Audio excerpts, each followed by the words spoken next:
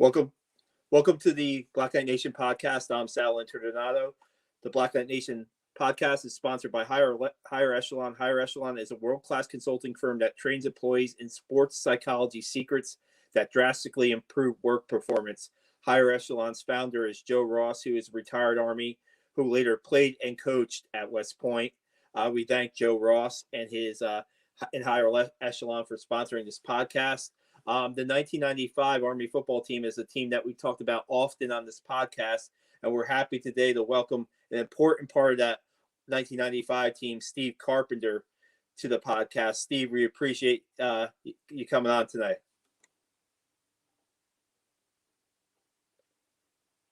Steve, you're on mute. Super. What a great start. I was just saying, Sal and Ed, grateful for the coverage of the Army football programs. Lord knows you've been doing it for a while, and I know that the larger Black Knight Nation appreciates it. Absolutely. You know, like I said, that 1995 team is a team that we talk about a lot. Some people say that 95 team might have had more talent or was possibly better than the 96 team that won 10 games. And I was researching your story a little bit because back then, at that point in 1995, Steve, I live in New Jersey, 45 minutes away from West Point, and I have no idea that West Point is that close where I could have came and watched you guys play at Mikey Stadium. So, first off, we usually talk about how how you got interested in the Army or how you became, a West Point cadet. What drew you in? How did you end up at West Point, basically? Is there a story to that? Because I know that your dad is a pretty famous coach in Pennsylvania, college coach in Pennsylvania. So football's always been in your family, right? So I grew up around the game. I was a 3-sport athlete in high school. I knew I always wanted to play football in college. Guys like D. Dowis that played for the Air Force Academy that were smaller quarterbacks, they gave me hope, to be honest with you. Doug Flutie, another great example out of Boston College. My dad actually competed to be the head coach at West Point in 1983 when Jim Young got the job. Wow. And he was one of the final 3 candidates and stayed up with the superintendent for a weekend. He ended up getting the job for a lot of reasons, family reasons. Jim Young's a phenomenal coach, obviously did wonderful things with the program. But that's when I was introduced to it. So when I started looking at schools, it was the academy, specifically Air Force and Army at the time, that were running option attacks where a 5'10" quarterback eat. And they all knew I wanted to go someplace special. So the military academies obviously stood out. When I talked about it with my dad, I could tell he was proud. And, I'll put out there right away, my dad was my hero in life. When I was younger, I did everything I could to make him proud. And, at the end of the day, when I mentioned West Point, I could see that little glimmer of pride in his eye. And then through the recruiting process, and as I did more research, I visited the different academies. I visited Delaware, a smaller school, Connecticut, a smaller school at the time. And then my last trip was West Point. And I remember, the Sunday at the end of my recruiting trip, I met with Coach Sutton. It was fairly early in the morning. And I said, hey, Coach, I think I want to come to West Point. And he shook my hand and he walked me out into the meeting room, and the press was there taking pictures. I was like, wow, Coach Sutton really knows how to close after a great visit. But my only concern was I hadn't told my dad that I had selected West Point yet. But I did shortly after. Those recruiting trips were a little bit different. Remember, back in the early 90s, we didn't have the cell phones or the internet connectivity. Yeah. I called my dad from a payphone and said that I wanted to go to West Point, and he was very proud. Honestly, it's been one of the better decisions of my life. Put that up with, not as close to, choosing the wife that I have, who's the most phenomenal person in the world. But I was blessed with great parents. I didn't get to choose that. Really, the first choice I made in life was where I got to go to college, and I'm grateful I chose West Point.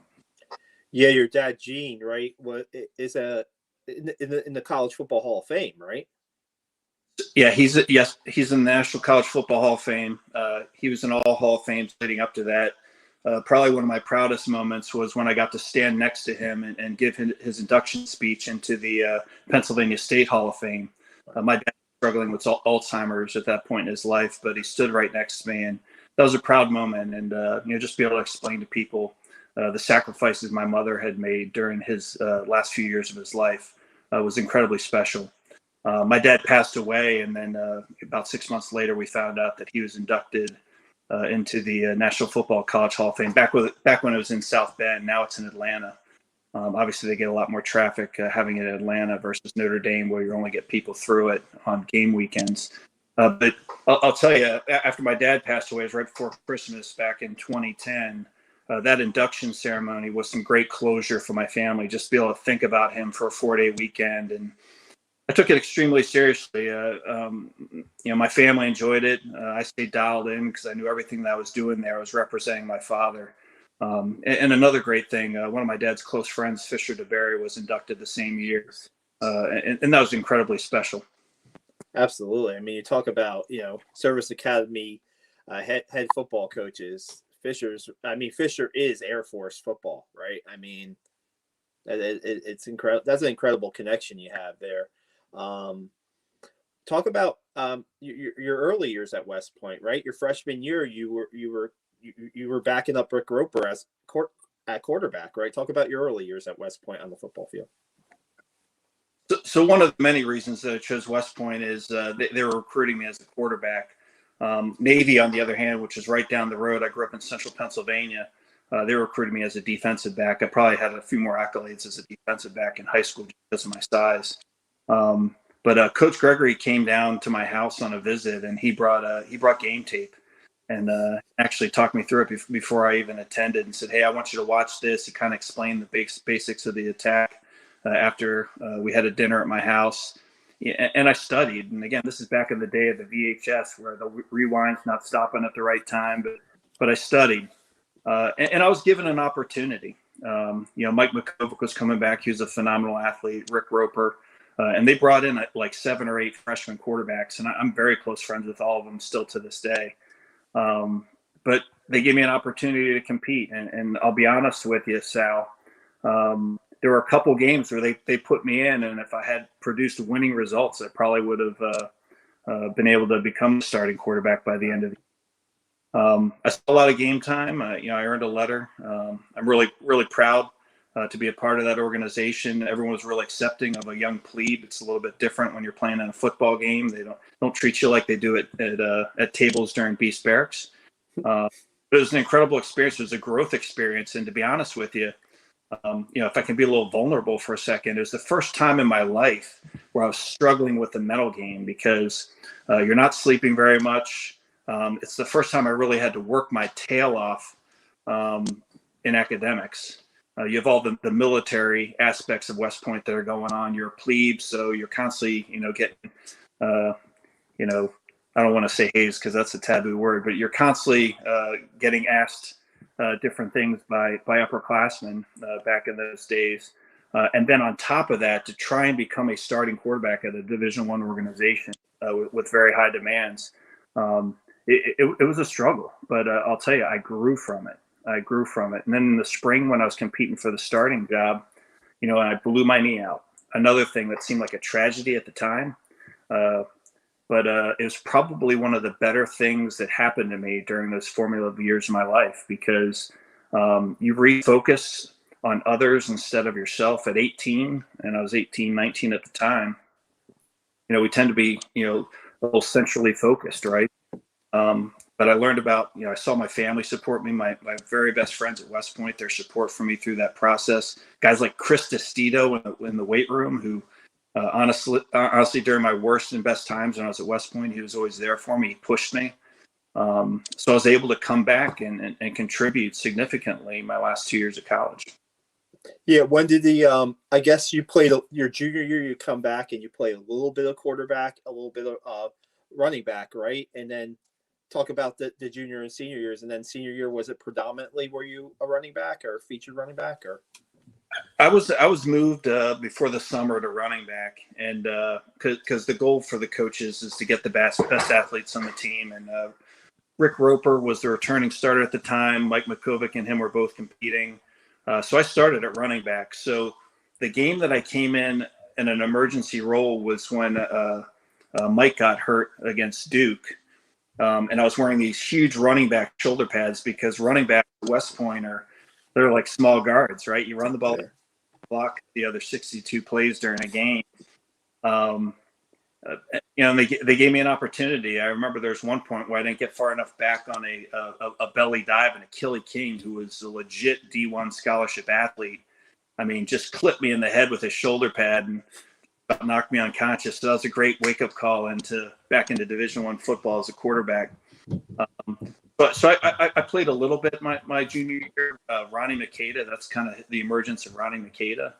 I finished the season as a running back, and I'm grateful I was able to stay healthy and start every game as a running back my senior year. Yeah, I mean, when your career spans between Rick Roper and Ronnie Makeda, those are two really distinguished quarterbacks on Army. And your senior year, I was researching, you were able to have a pretty solid senior year where you're the third leading rusher on the team, rushed for 340 yards. And I'm guessing you're playing a slot back role, right? A wing back role, I'm guessing. And that's pretty good numbers for a wing back in Army's offense, had 4 touchdowns. So what was that senior year like for you, just to have that, just the affirmation to getting back on the field and being able to, produce on the field for the team? Yeah, a couple of things about my senior year. First, I was able to be part of a group. I wasn't switching meeting rooms, and I knew what I was going to be doing my senior year. The second, the addition of Coach Andre Powell to the staff, probably one of the most influential, fun coaches that I've ever been around. I mean, we really looked up to him and just would do anything that he asked for. The worst thing that could ever possibly happen would be for him to get disappointed in us. But he really brought us together as a running backs group. We called ourselves the Bad Backs, actually. And we had a ton of talent. I bet if you looked at the stats, I can't remember, that was 25 years ago, but obviously heavy quarterback, fullback. So Ronnie Makeda, John Conroy. But after that, I mean, there's Rashad Hodge, Demetrius Perry used to play for John Conroy on occasion, Jeff Brizick, Abel Young, Brad Miller, Bobby Williams, who was a freshman, phenomenal athlete. And we were tight, and we were a very diverse group. But I'll tell you, just a very tight group brought together by a quality leader, and it really made the year special. Yeah. Who was your position coach that year? Your senior year? Coach Andre Powell. Okay. He's with the Pitt Panthers right now. Wow. He loves to fish and he loves jazz. That's that I was looking at these old bios from the press, the Army football media guide, and it doesn't list. It just says you majored in American legal system. It doesn't give your hobbies on those old media guide profiles, right? So it's a different athletic environment now. I mean, I have to find a VHS recorder if I want to show my kids my Army Navy game my senior year. And Zop asked me to send a photo. I'm like, geez, I have like printed photos of me, because remember that's back during the 30 Mike days of the disposable cameras. But yeah, different times those days, but it was still a great game. It was obviously a different game. The changes in sports medicine, the study of human physiology and how they're preparing athletes through high school and into college, and definitely a lot of things have been done to the game to protect athletes, which I'm sure are good, but quite frankly, as someone that played in the mid. There are a lot of great things that happen when guys are able to turn themselves loose a little bit on a football field. Yeah, when you have a knee injury like you did in your college career, is that back then? Is the medicine what's it like? Is the rehab similar to what we're seeing now, or was it any different back then? I mean, were you given an amount of time that you were going to come back, and did you come back before you were supposed to come back, or? Dr. Bob Arciero supervised my surgery, and he was at the cutting edge of orthopedics back then. Probably something that's very common now, but he did the surgery, and I had to wait a little bit because I had a pretty significant contact injury, which caused me to tear every ligament in my right knee and some of my meniscus and soft tissue. So I had to wait for a lot of swelling to go down. But I'm going to be honest with you, the strength team there at the academy, specifically Chris DeCito, and the medical care that I received through the summer and into the season, I was ready to go again about 5 games in, but they just didn't want to take a chance because I was still playing quarterback at the time. And we had healthy quarterbacks, which wasn't a thing that we normally had at West Point. So I waited till the spring, probably was the right move, and was able to play full junior and senior years. And you're part of your senior class is part of a class that never lost to Navy, right? You're 4-0 and you're 4-0 in your careers. I mean, I'm sure that's something that you can still brag about, right? Yes, Sal, it is, especially during those drought years. I remember especially when I was younger, not so much now because with age comes humility. I always used to tell folks from the Naval Academy, I'm like, oh yeah, Army Navy wasn't much of a rivalry when I was in school. Yeah, and then you see what happened for that. Did we mention the 14 years straight, right? And now you see the tide turning a little bit with Army and how they've been able to win 3 Commander-in-Chief's trophies in the last 4 years. So, I mean, it's as a former player, that's got to be, and still a member of the U.S. Army, that's got to be certainly prideful, right, to see that happen.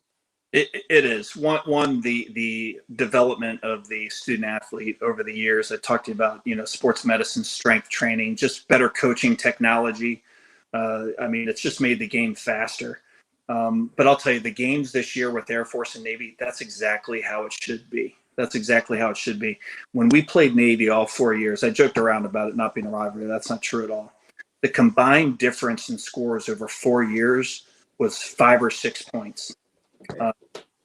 I mean, think about that. My senior year, if the defense doesn't make a stop and we don't go 99 yards, with some phenomenal play calling and some phenomenal team and individual efforts. I mean, that game ends 14-13, if you imagine it. But yeah, great rivalry. I would do a lot to get that half yard for Ron Lashinsky at Notre Dame on that 2-point conversion. I think in the middle of the year, if you don't mind me just throwing in a little extra here to your question, in the middle of the year, we were playing teams tight and trying to win in the fourth quarter. And I remember it was probably Joel and Jim, Joel Davis and Jim Kamloop that held a players-only meeting. And it's like, guys, we don't have to wait to win it in the fourth quarter. And I'll say against Boston College, that is a phenomenal example of that very fine line that exists between confidence, I think what we were, and arrogance, which I think what they were. So when we came out and it was hard hitting, they were bigger than us, but also we started smacking them in the mouth and out scheming them. Both on offense and defense. There's a little bit of quit in their eyes, and we went into halftime 42-0 that game. And I'll never forget walking in underneath the student section, which was not so gracious when we came out or when we went into the tunnel after pregame. Their tune had changed. I remember they were our team because we were just very strong but arrogant Boston College team in Chestnut Hill. Yeah, I mean, you look at that game, I think that to this day, that might be Army's best showing against a, quote, Power 5 school. I mean, I can't come up with another showing where a Power 5 school was just like, at the end, I think just wanted to say no mas. They were probably saying no mas. And yeah, that was – I was going to ask you about your favorite memories as an Army football player. Maybe that's one of them. I'm sure that there might be some in those Navy wins too. But do you have any that come off the top of your head? Just because I've been out of the game for 25 years, I don't mean to be cliche, but you hear about this, especially in my profession, where we talk about getting the environment right or the culture right. We always tell people that you won't remember the specifics of the time that you're with a unit, or in this case, the specifics of the great times on the team, but you'll always remember how you felt around that team. You remember how you felt in moments. There's a great exercise. I don't know if you're familiar with Dr. Nate Zinzer. He works West Point. Yeah, works with a lot of the athletes. And I don't know if it's his, but he's the one that introduced me to it. But he called it the great teams exercise. And basically the simple question is he asked human beings to think about the greatest organization, the greatest team, the greatest group of people they've ever been a part of, and just make a list of words that describe that team or organization. So people write down 5 to 7 words, and normally you'll ask them, hey, circle the most important word on there. I've actually used that question every time I've taken a formation from a platoon to the largest field artillery brigade in the United States Army. And probably across 10 to 12,000 human beings, all from different backgrounds. The words that I usually get are, loyal, trustworthy, honorable, confident, positive, disciplined, selfless, compassionate, brotherly, sisterly love comes up a lot. And what's great about those words, and usually you let the audience come to this conclusion, they all focused on environment or climate. Not once, not a single person, not in the 25 years that I've been utilizing that ice for units I've never had someone say it was the greatest organization I was ever a part of because they beat Boston College by 42 points, or they ran for the most yards, or they scored the most touchdowns, so they won the most championships. They beat Navy 4 times, which are all oriented towards performance. 100% of the time, when I ask people to describe the greatest team or organization they're a part of, they mention terms that focus on attitude and on climate, on environment. So I would hate to just point to one moment because I'd be leaving somebody out. But when I think about my class, when I think about the teams I've been on, that includes, freshman, sophomore, junior, my senior year. That includes when I was a plebe, sophomore, or I guess plebe, yearling cow. Sorry, West Point terminology. The folks that kind of brought me in and made me feel like I was part of an important organization.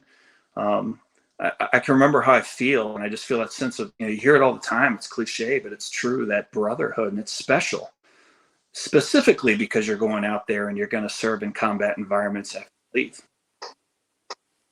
Yeah, I'm sure I'm sure you still have close bonds with many of your classmates, right? I mean, we're talking 25 years ago. I mean, those bonds do not end after graduation, no doubt, because some of those guys you're going to see in your military service, and that's what makes being a part of the Army football program and graduating from West Point so special, right? It is. I mean, they're all phenomenal leaders. Some of them are still in the military. Some decided to go do something else, but they're all phenomenal leaders within their communities. I can point across Army athletic programs, and our most senior leaders in the Army right now are a lot of them are West Point athletes. I mean, a large number.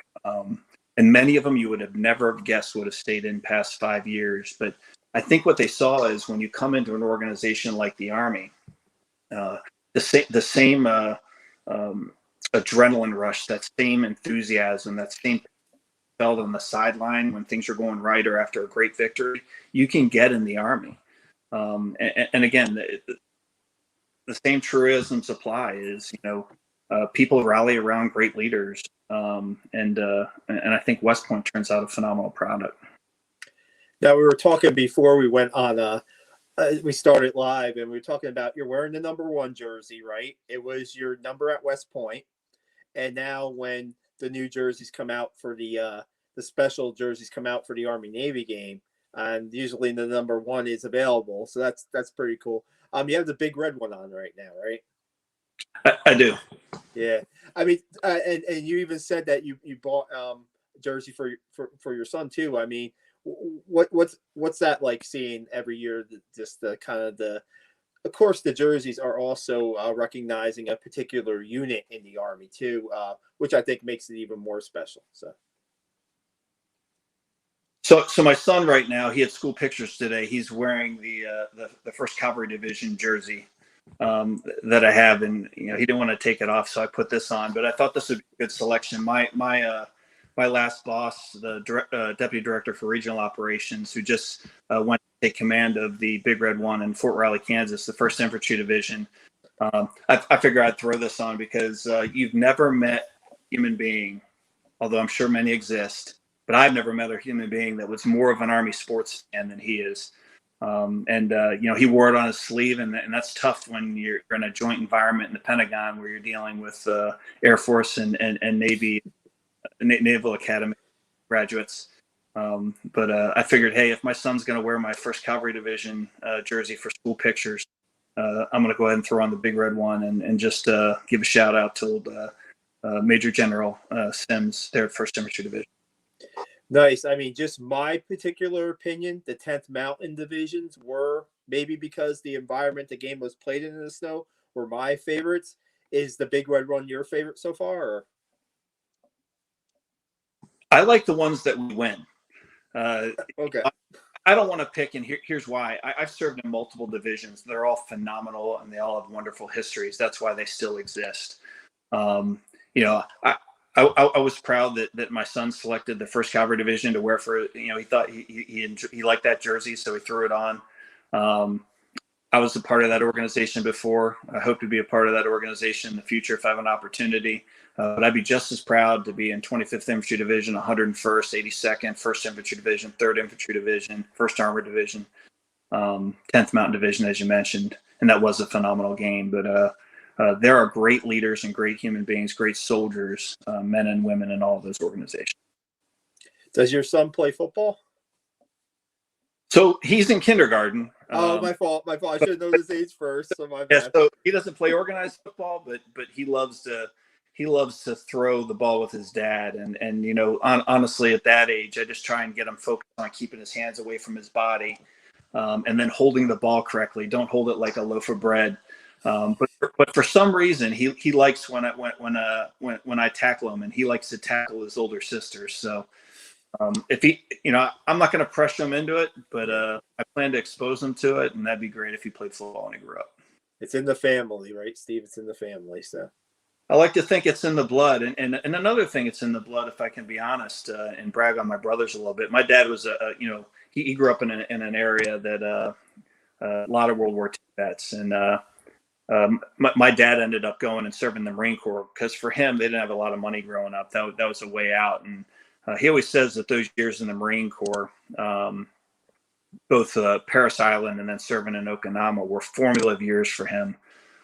His sons, one of them graduated from Dartmouth, but ended up going in the Navy as a doctor. And the other went to Westchester University, which is his arch rival, the school he coached at. I could have never done that. But he ended up going in the Marine Corps. And my parents' 2 daughters, Jody and Joe, teacher, and one's a nurse or a neonatal practitioner. So all service professions. So I don't know if football's in the blood, but service definitely is. And I'm proud of all my kids because I like to say that my dad and my mom were the first generation of excellence in their family. They were the first ones that really had the opportunity to put them through a post-high school education and to go on. My dad ended up getting a doctoral degree. I joke because it's a doctoral degree in gym. It's physical education. To be a Hall of Famer, you don't do that by yourself. You do that when you have a great spouse. And my mom was not only a phenomenal mother to 5 great kids, but if I can call myself a great kid as well, but also supported him. And again, even during his darkest days, his last few years when he was battling Alzheimer's and some other illnesses. So again, that's just a quick family shout out and background. Absolutely. I was going to ask you about, life after West Point. You touched on it a lot about the transition from, cadet to Army officer. And, you look at right now, Army has seniors, obviously, on their football team, and you have the firsties and the Corps, and just, what that transition is like, because obviously it doesn't happen overnight. I know there's training that, there's bullet training that follows, but can you give any advice to those guys and girls who will be graduating soon about how to handle that transition over to, from a cadet to an Army officer? Well, I would say you don't need to come into the Army as a second lieutenant and know everything right away, because in most cases, you're going to be surrounded by great people. But if I could point out a major difference between the private sector and the military, in this case, the Army, I would say that the sacrifice and the rewards that come are different for each. And you saw when the economy downturns and you have unemployment, often in the civilian world, you have CEOs that make a lot of money, and they are rewarded often by sacrificing their people, laying off 10,000, saving 50 million, etc. If you've ever read a Medal of Honor recipient's citation, and I'm sure at West Point they have, it's reversed in the military. In the military, people are rewarded for sacrificing of themselves for others. And again, it doesn't have to be extreme situations like a lot of our Medal of Honor recipients have seen, but it's just understanding that your job is to love your soldiers unconditionally. Now, when I say love, I'll use Jim Hunter. He wrote Servant Leadership. He's a good friend of mine, phenomenal human being. But love in the Army is not being in love with your soldiers, or a lot of times you hear like likership versus leadership. It's simply understanding that your job is the sacrifice of yourself to provide for their legitimate needs. And in our business, as a second lieutenant, that normally means training platoons.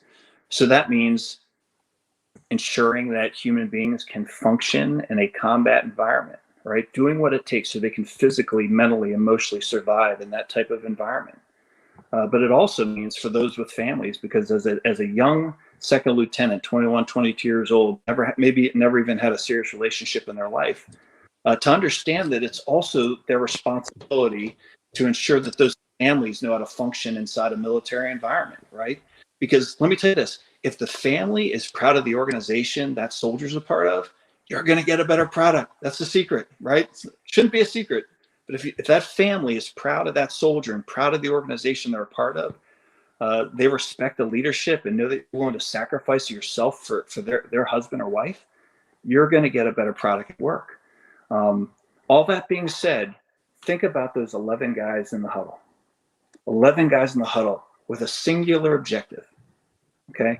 Everybody performing their role, right? Eddie Stover, Joel Davis never touched the football unless they fell on a fumble, right? But they perform their role effortlessly, seamlessly, selflessly, right? Just as the quarterback, just as the fullback in the offense. But those same principles, those same leadership principles, that's what's going to make you successful as a second lieutenant. And again, if you're not an athlete at West Point, right? You belong to the church choir. The same things that allow you to function in that environment, right? Those team building skills. It's going to help you when you go out in the military and just take every opportunity to learn and be out there with your soldiers. That'd be my best advice. Yeah, anytime I talk to Army football grads about now moving on to being an Army officer, they always talk about the lessons that they learned on the football field, helping them out being an Army officer, just that team environment, just that brotherhood environment that has helped them through sometimes there. Because I mean, like you said, when you're in the military, I was going to ask you about maybe what might have been your proudest military moment so far.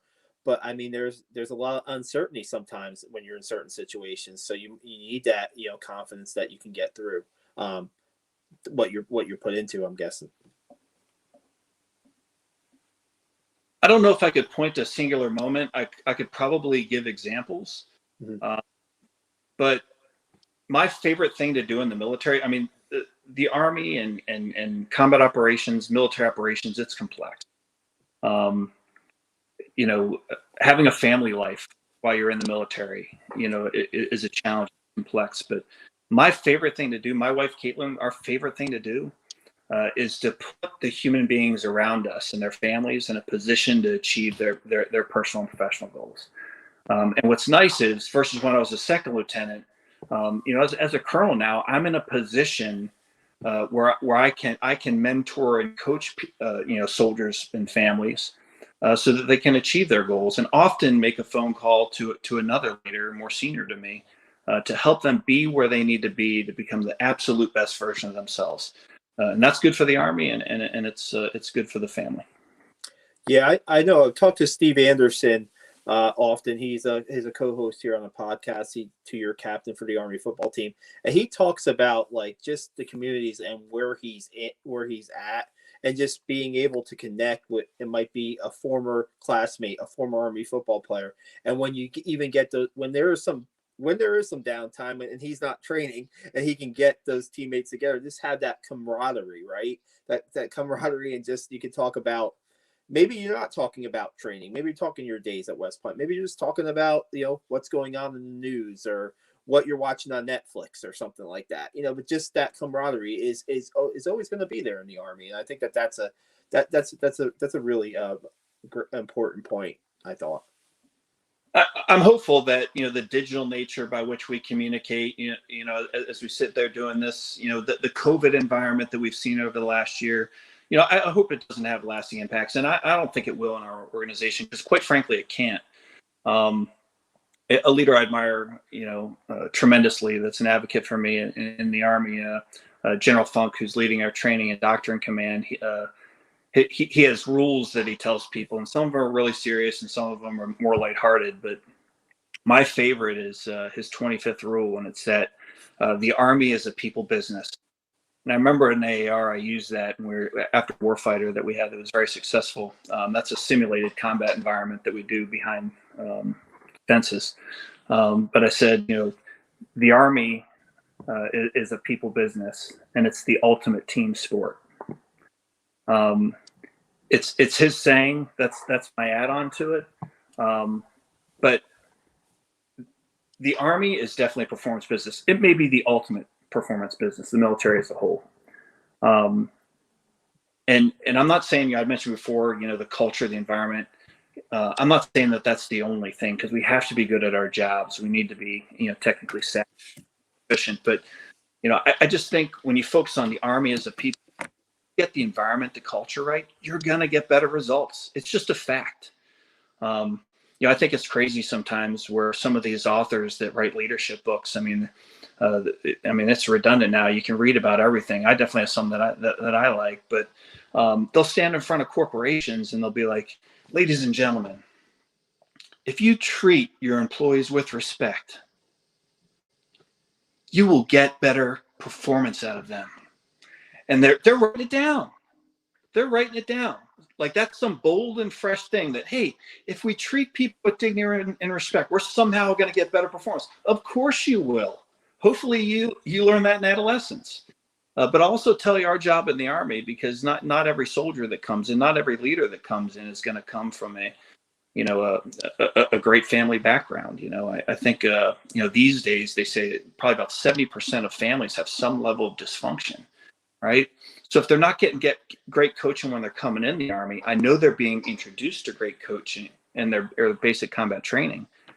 And then it's our job to foster that and continue to give them great coaching so they can become, 1, great soldiers, 2, great husbands, wives, and then ultimately phenomenal human beings and citizens, and making a larger impact on our society.